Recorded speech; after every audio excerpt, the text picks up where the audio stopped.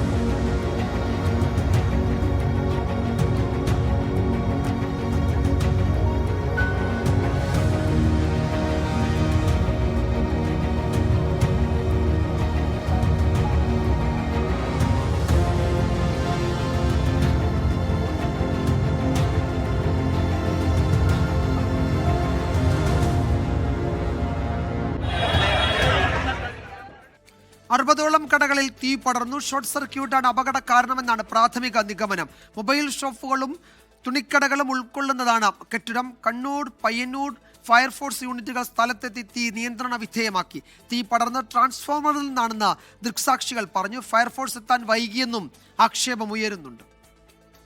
Fire force വണ്ടിയാണ് ആദ്യം വന്നത്, അതും വളരെ സ്ലോയിലായിരുന്നു. ആദ്യം നല്ല രീതിയിൽ തന്നെ ഇവർക്ക് കടത്താൻ സംവിധാനം ഉണ്ടെങ്കിൽ വളരെ പെട്ടെന്ന് പറ്റുമായിരുന്നു. ഇതൊരു ടൗൺ ആണ്, ഉൾഗ്രാമമാണെങ്കിൽ നമുക്ക് പറയാം എത്താനുള്ള താമസമുണ്ടെന്ന്. ഒരിക്കലും ഉൾഗ്രാമമല്ല, ടൗൺ ആണിത്. അപ്പോൾ ഈ ടൗണിലേക്ക് ഇവിടുന്ന് 1 കിലോമീറ്റർ അപ്പുറമാണ് ഫയർഫോഴ്സ് ഉള്ളത്. തീപിടുത്തത്തിന്റെ കാരണം സംബന്ധിച്ച് അന്വേഷണം നടത്തുമെന്ന് ജില്ലാ കളക്ടർ അരുൺ കെ വിജയൻ പറഞ്ഞു. ഒരു മേജർ ഫയർ തന്നെയാണ് ഇവിടെ ഉണ്ടായിട്ടുള്ളത്. അതിൻ്റെ കോസ് നമ്മൾ അന്വേഷിച്ച് വരുന്നേ ഉള്ളൂ. നാളെ മോർണിംഗിൽ ഇതിൻ്റെ സയൻറ്റിഫിക് അനാലിസിസ് നമ്മൾ ഇലക്ട്രിക്കൽ ഇൻസ്പെക്ടറേറ്റോട് നടത്താൻ ആവശ്യപ്പെട്ടിട്ടുണ്ട്. അപ്പോൾ ഒരു ടീം വന്നിട്ട് ഇവിടെ എന്താണ് കാരണം എന്നുള്ളത് നമുക്ക് അതിൻ്റെ വിഷ്വൽസ് അടക്കം കിട്ടിയിട്ടുണ്ട്.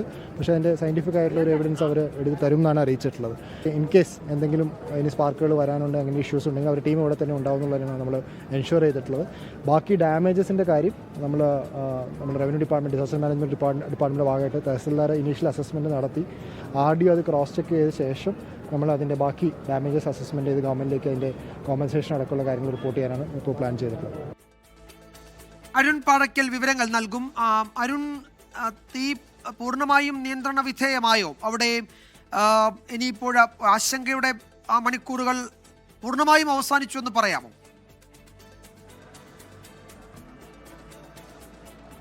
വിജയകുമാർ, ആശങ്ക ഒഴിഞ്ഞിട്ടുണ്ട്. തീ പൂർണ്ണമായും നിയന്ത്രണ വിധേയമായിട്ടുണ്ട്. എങ്കിലും ഈ KV കോംപ്ലക്സിലെ പല കടകളിൽ നിന്നും തീ ഇങ്ങനെ, അതായത് പുക ഉയരുന്നുണ്ട്. ആ പുക ഉയർന്ന് ഏതെങ്കിലും രീതിയിലുള്ളൊരു അപകടം വീണ്ടും സംഭവിക്കാതിരിക്കാനുള്ളൊരു മുൻകരുതലാണ്, ഒരു ജാഗ്രതയാണ് നിലവിൽ ജില്ലാ ഭരണകൂടവും ഫയർഫോഴ്സും ഒക്കെ സ്വീകരിക്കുന്നത്. ഇപ്പോൾ ഇവിടെ 5ഓളം ഫയർഫോഴ്സ് യൂണിറ്റുകൾ, ഫയർഫോഴ്സ് എഞ്ചിനുകൾ ഇവിടെ തന്നെ നിലയുറപ്പിച്ചിട്ടുണ്ട്. അവർ ഈ പുക ഉയർന്ന ഭാഗങ്ങളിലൊക്കെ തന്നെ വെള്ളമടിച്ചുകൊണ്ട് അത് ഒഴിവാക്കാനുള്ള ഒരു നീക്കം ഇപ്പോഴും നടക്കുന്നുണ്ട്. ഇപ്പോൾ ഇതാ ഈ KV കോംപ്ലക്സിൻ്റെ ഏറ്റവും അടിയിലുള്ള പ്രദേശത്താണ്, ഏറ്റവും അടിയിലുള്ള ഗ്രൗണ്ട് ഫ്ലോറിലേക്ക് വെള്ളമടിച്ചുകൊണ്ട് ഏതെങ്കിലും രീതിയിൽ പുക ഉയരുന്നുണ്ടെങ്കിൽ വെള്ളമടിച്ചുകൊണ്ട് അത് ശമിപ്പിക്കാനുള്ളൊരു നീക്കം നടക്കുന്നുണ്ട്. ചെറിയ തോതിൽ ആ പ്രദേശത്ത് ചെറിയ തോതിലൊരു തീ കാണുന്നുണ്ട്. ആ തീ ശമിപ്പിക്കാനുള്ളൊരു നീക്കമാണ് ഇപ്പോൾ നടത്തിക്കൊണ്ടിരിക്കുന്നത്. ഇത് 3 നിലയിലൊരു വലിയ കെട്ടിടമാണ്. അതിനടിയിൽ ഗ്രൗണ്ട് ഫ്ലോറാണ്. ഗ്രൗണ്ട് ഫ്ലോറിന് മുകളിൽ 3 നിലയുണ്ട്. 60ഓളം കടകൾ ഉണ്ടായിരുന്നു എന്ന് നേരത്തെ ജില്ലാ കളക്ടർ തന്നെ പറഞ്ഞിരുന്നു. കണ്ണൂരിൽ നിന്നും കാസർഗോഡ് നിന്നുമൊക്കെ ഫയർഫോഴ്സ് യൂണിറ്റുകൾ എത്തിയിരുന്നു. എയർപോർട്ടിൽ നിന്നുൾപ്പെടെയുള്ള യൂണിറ്റ് ഇവിടേക്ക് എത്തിയിട്ടുണ്ട്. 15ഓളം ഫയർഫോഴ്സ് എഞ്ചിനുകൾ ഒരുമിച്ചാണ് ഈ തീ അണയ്ക്കാനുള്ള ഒരു മഹാപ്രയത്നത്തിൽ ഏർപ്പെട്ടത്. ഇപ്പോൾ തീ പൂർണ്ണമായും അണച്ചിട്ടുണ്ട്. ചില ഭാഗങ്ങളിൽ നിന്ന് ചെറിയ രീതിയിലുള്ള ഒരു തീ പടരുന്നുണ്ട്. അത് ഒഴിവാക്കാനുള്ളൊരു നീക്കമാണ് നിലവിൽ നടന്നുകൊണ്ടിരിക്കുന്നത്. ഇനി എത്രത്തോളം നാശനഷ്ടങ്ങൾ ഇവിടെ ഉണ്ടായി എന്ന് അത് മനസ്സിലാക്കേണ്ടതുണ്ട്. ചെരുപ്പ്, ടെക്സ്റ്റൈൽസ്, കളിപ്പാട്ടം, പലചരക്ക് കടകൾ, സ്റ്റീൽ പാത്രങ്ങൾ ഉൾപ്പെടെയുള്ള കടകളുണ്ട്. ചെറിയ ബേക്കറി പോലുള്ള കടകളൊക്കെ ഉണ്ട്. അവിടെയൊക്കെയാണ് ഇത്തരത്തിൽ വലിയ തോതിലുള്ളൊരു തീപിടുത്തമുണ്ടായത്. അത് ആദ്യം ഒരു കളിപ്പാട്ട കടയാണ്. അതിൻ്റെ മുന്നിൽ തുണി വിരിച്ചു കെട്ടിയിരുന്നു. ട്രാൻസ്ഫോമറുണ്ട്. ആ ട്രാൻസ്ഫോമറിൽ നിന്ന് ഷോർട്ട് സർക്യൂട്ടാണ് ഈ തീ പടരാൻ കാരണമായതെന്നാണ് പ്രാഥമികമായി മനസ്സിലാക്കാൻ സാധിക്കുന്നത്. എന്തായാലും ജില്ലാ ഭരണകൂടം ഈ സംഭവത്തിൽ അന്വേഷണം ആരംഭിച്ചിട്ടുണ്ട്.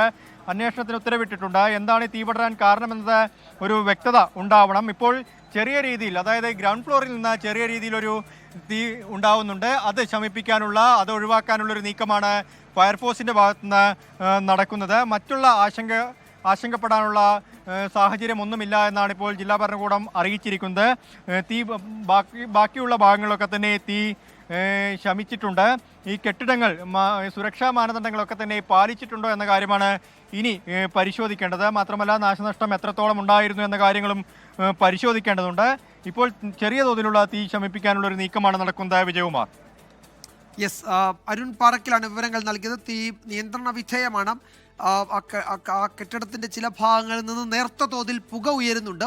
അതുകൂടി ശമിപ്പിക്കാൻ ഫയർഫോഴ്സ് അവിടെ ശ്രമം തുടരുകയാണ്. ഇനി ഏതെങ്കിലും ഭാഗത്ത് തീ ഉണ്ടാകാതിരിക്കാൻ വേണ്ടി പൂർണ്ണമായും അത് അണഞ്ഞു എന്ന് ഉറപ്പുവരുത്താൻ വേണ്ടിയുള്ള പരിശോധനകളിലേക്ക് കൂടി അവർ രക്ഷാപ്രവർത്തനത്തിന് നേതൃത്വം നൽകി ഉദ്യോഗസ്ഥർ കടന്നിട്ടുണ്ട്. അരുൺ പാറക്കിലാണ് വിവരങ്ങൾ നൽകിയത് സംഭവ സ്ഥലത്തു.